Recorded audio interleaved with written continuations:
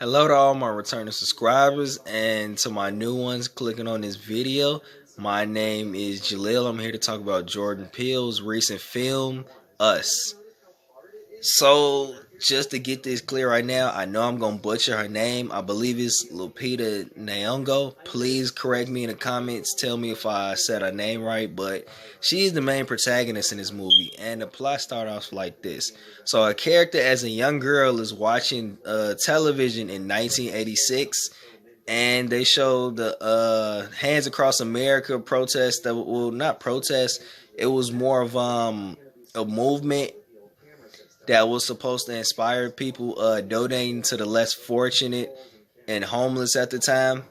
It was basically like a symbolic protest where a bunch of people all over the country held hands together. We're going to get to how that plays into the plot later. But after that, they show her and her family at a carnival at the beach. And her father isn't paying attention to her at all. So the little girl wanders off, and before we know it, she's in an abandoned funhouse. Now she's in a hall of mirrors, and the next thing we know, she's literally looking at identical girl that looks just like her. It's not a mirror, it's literally her. Next thing we know, from that experience, her parents have taken her to therapy. They're talking about how she can't speak properly, how she's not doing well in school, and she's just generally like antisocial. Then we cut later to where her character is a grown woman. It's present day 2019. She's married. Her husband is actually Winston Duke, aka that's Mabuku. He was in Black Panther. She has two children. I can't remember the names. I'm terrible at remember the names of sub characters in movies. So despite Lupita actually having a bad experience at this beach in that same carnival as a child, the family actually chooses to vacation there and go to that very same beach. Her son actually wanders off on the beach, and it scares her because she's thinking, is he going to wander off into the same funhouse I did as a child?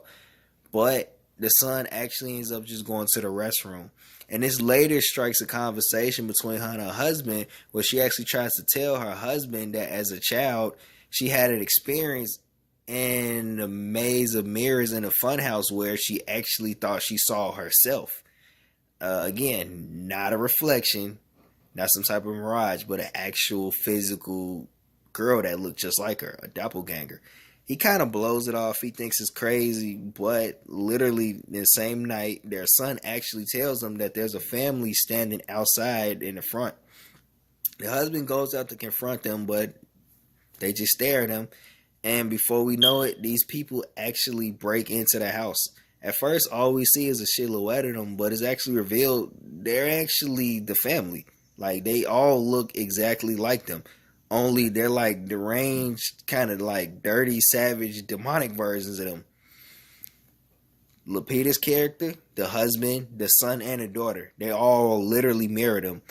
Except they have red jumpsuits and they have big golden shears. And almost instantly, of course, they're going to ask, what are you doing? Why did you just break into our house and attack us? And we don't really get a clear answer at first. Before we know it, each family member is getting targeted and getting harassed by their doppelganger. Lupita's doppelganger actually is the only one that talks, and she seems to be somewhat of a leader. Through their conversation, it's actually revealed that the family that broke into the house is actually a clone version of the family, and that they actually come from beneath the ground. It actually turns out that everything that the family above does is actually linked to the family that was cloned to them. For example, the main character, Lupita, when she got married, the clone version of her actually had to marry the clone version of her husband. And they actually produced the same amount of kids that just looked the same. Me personally, I find that to be a plot hole, but we're going to talk about that in a minute. From then, all of the family members, try to evade their doppelgangers, but they ended up killing them off one by one. They try to escape the house. They show that their neighbors that actually went to their vacation home too are actually instantly killed by their doppelgangers. See, at first they only show Lupita and her family's doppelgangers, and I was thinking, okay, well maybe this is some type of play on, the double consciousness theory by W.E. Du Bois, about how as a black person there is the identity of an American, and then there's the identity of a black person that wants to retain their, ethnic and cultural identity. So there's two battling black people inside one black person, you know. But they actually showed that the white people, they have doppelgangers too. They go over to their house. They ended up having to kill their neighbors' doppelgangers. And it actually turns out that not only do their family, but their neighbor's family, it turns out that everyone in America actually has a clone. Every one of these clones is actually the result of genetic experimentation by the government, like way back, like way before any of them were even born. It doesn't really specify what time that this experimentation started. All we know is that literally everyone in America has their own clone that's living deep underground. So to get straight to the point, Lupita and her doppelganger ended up having a final confrontation. It turns out that Lupita actually was one of the clone people from underground all the time. See, back when she wandered into the maze, her doppelganger actually switched her out. No, I'm sorry, not the. See, it gets confusing. The girl that she thought was a mere illusion at first, but really was a doppelganger, actually took her and switched her and chained her down with the rest of the clone people underground. And then she went on to live a normal life above ground, which explains why she couldn't speak English or didn't have any social skills at first, because she was really the clone. She just learned how to adapt, to human society and things like that. Wow, technically the real Lupita actually went underground, and she was one of the only people down there that retained the ability to speak and have, cognitive abilities that the others didn't. Because when the government created these clones, they could take people and they could modify them fully to mirror the real versions genetically, which means they look the same, but they didn't have a soul or personality. So the other clones, oh, by the way, they're called the Tethered. Forgot to mention it. The other clones actually looked up to her, and they saw her as a leader because they saw that she was different. They saw that she was able to dance, that she was able to think, she was able to speak. And if we recall back to early in the movie when she was looking at the Hands Across America movement on TV, she actually took that and she mirrored it in a violent way. So the movie's not really clear on like what the plan was or when they were gonna, enact it or whatever. But she led a rebellion of all the Tethered that just happened to happen at the time Lupita and her family went back to the vacation home. All of the Tethered that she could find, she got them to rise and come from above the ground. And their whole goal is basically kill all us, all the normal people. So Lupita and her clone actually face off. Of course, Lupita is the main character, so it doesn't really matter if she was the original, she was the not. Of course, she wins. She ends up killing her doppelganger. They show the family right off into the sunset. All we see is all the doppelgangers from just whoever. They all hold their hands literally just across the land, just in the background. And the movie ends like that. We don't know if the government launches some type of full scale battle to kill all of them. We don't know if they end up being killed. We don't know what the damage is. We don't even know what's going on outside of this area. All we know is that this is only going on in America. Because remember, this was an American experimentation process. So that's pretty much the plot from beginning to end. These are some of the problems I have with the movie that nobody's talking about at all. Alright, problem number one.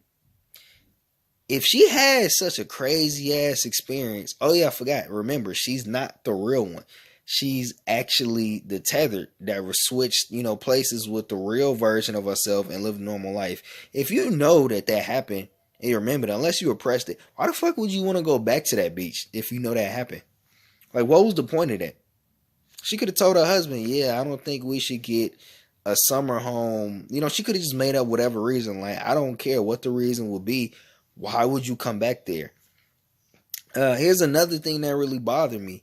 So we don't really know a lot about the tethered society besides what they show. We know that they don't really have personalities. They're a lot more cruel and violent than normal humans, obviously, because they're disconnected from society and a lot of the social norms we have above here.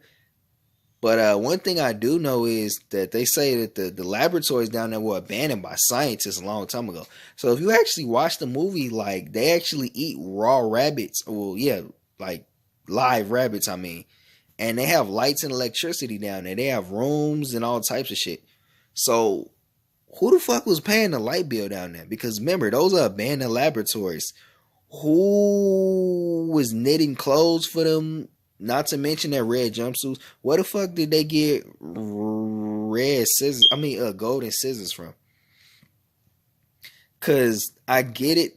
There's a lot of like metaphors and symbolism in this movie, but that doesn't explain where they get any of their materials or anything from. If anything, it should just be a bunch of like clothes, naked, like savages down there. They shouldn't have anything. Remember, in a society, you need a caste system.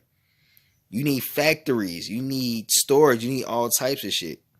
Where they getting clothes from? Where they getting any of this shit from? Let alone electricity and lights and shit down there. They should all be in the fucking dark. And we're supposed to believe that just because you have two identical people, they just happen to have the same amount of kids, that just happen to look the same as the family above. They took a scientific route with this. These are clones. It's not a magic thing or something. So how does that explain them doing the exact same thing as the people above did and mirroring it? I don't really get that. Another thing that I don't get is this. If a little girl can wander to an abandoned funhouse and just find her way to the laboratory, well, like, what did the scientists do? Just abandon this place and just leave it? Just leave all types of exits to get down there? What the fuck is that? So that lets me know that all of the tethered that were living down there, they could have literally escaped at any point. Or maybe they didn't realize they were trapped. I don't know. Maybe that's supposed to be one of these deep metaphors that's in the movie. Because literally, if one of the little girls that was down there could come above, somehow find a way, and then switch herself out with the human version of herself, why couldn't the other ones figure out how to get above? So you telling me she was the only tethered that figured out how to escape? From 1986 to 2019, none of them were that intelligent. Well, they were supposed to be, you know, barbaric and stupid, but nobody just happened to wander above. Nobody, y'all, but the little girl could. So that lets me know that they were never technically trapped. Maybe we're supposed to believe that it was fear that caused, you know, none of the tethered to somehow like want to rise above ground, even though it's pretty obvious like they could have escaped at any time they wanted throughout time. But it's really a lot of like plot holes in this movie. That's my whole point that I'm trying to say. And I get it. You know, there's a lot of metaphors and, you know, dualities that I'm not really going to get into because there are a lot of other reviews that elaborate on these perfectly. But my whole point is, if you actually think about a lot of these things, it actually kills the whole plot of the movie and it kind of falls in on itself. Like another thing, like why did Lupita's clone just happen to want to do this invasion at this time? Like, what triggered it? We don't even know enough about this plan. All we know is that they want to rise above ground and I guess kill and replace us above. But let's be real, we all know that they weren't going to get very far because obviously at first, like, nobody's just expecting to just be home and then a version of yourself that looks just like you just breaks in your house and kills your family. But like after the news and like a bunch of people came out and like warned people, and like obviously the military comes out, like, who do you think is gonna win? The military, the police, people with guns, and just a bunch of deranged people that have never been above ground and don't know anything about society. Let's see, guns or giant gold shears? Yeah, I think guns win every day. And again, it is just a movie. So to be fair, if it made perfect sense and it was supposed to be realistic, obviously we wouldn't have a movie. We wouldn't get any of the messages. But my real criticism about the movie isn't really the movie. It's a lot of people that are choosing to look past these little inconsistencies and plot holes and make it out like the movie's just a perfect masterpiece, which I think it's a pretty good movie. It's entertaining, but just a lot of shit in the plot don't make sense in itself. As far as acting, the acting is pretty decent, except in some regards. When her children have to kill people in the movie, they seem pretty indifferent to it. Like, it's not every day that, an evil version of yourself breaks into your home, tries to kill your family, and then you have to kill them. Not only that, but they kill your neighbors. Once it was implied that that white family that they knew, they grew up with them or had a lot of interaction with them in the past. There's a scene where the young teenage daughter wants to drive, and she's like, well, I got the highest kill count. And then the family's like, well, no, I killed this man. Like, who the fuck just talks about how many people they killed like it's nothing, like, out casually? I mean, unless you like a fucking gang member or just, I don't know, maybe in the military. But my whole point is, like, people don't usually just casually joke about killing like that. And speaking of jokes, another criticism that I had in the movie is it's supposed to be a thriller, but it seems like there were jokes and, I guess, funny shit like literally throughout the movie. I'm not really a easy person to scare, but even I know when I'm watching something that's supposed to be serious or like it's a thriller or whatever, like, even though I'm not, easy to jump on jump scares, I'm like, okay, I'm supposed to take this serious. This is a horror movie, this is a thriller, whatever. It's not really one point in time in that movie where I felt like the main characters were threatened, where I felt like, oh shit, is she gonna die? Like, it was kind of like a spoof movie in some ways. Yes, there was murder, violence, there was blood in it, so we knew it was rated R, all that. It was a serious movie, but it's like it was too many jokes in it for me to really consider a thriller. That's not necessarily something that would make it a bad movie or anything. It's just, maybe it should be thriller slash comedy slash social commentary. Like, for example, the song I Got Five on it, like in the final fight between Lupita's character and her clone, they literally remixed the song where it was like some type of like dramatic theme into it. I couldn't really take that shit serious. I'm sorry. Maybe it was supposed to be artistic or something. I don't know. I couldn't really take that serious. But yeah, it's not a bad movie, but I really don't think it's the perfect masterpiece, the perfect sequel to Get Out. Well, it's not really a sequel. There are some theories that say that the universes in those movies are connected, but I guess a follow-up movie. I personally want to give it a 7 out of 10. Maybe like a 7.5 to be, generous. And again, it's an entertaining movie. There is a lot of deep, higher level thinking in the movie, but at the same time, like, the plot, it seems kind of overly ambitious. I got the message and the themes that I was supposed to get into it, but he could have did it a little bit better with the plot. Other than that, it's an okay movie. I would definitely watch it again, just for entertainment reasons. But you guys check out the movie and you let me know what you think.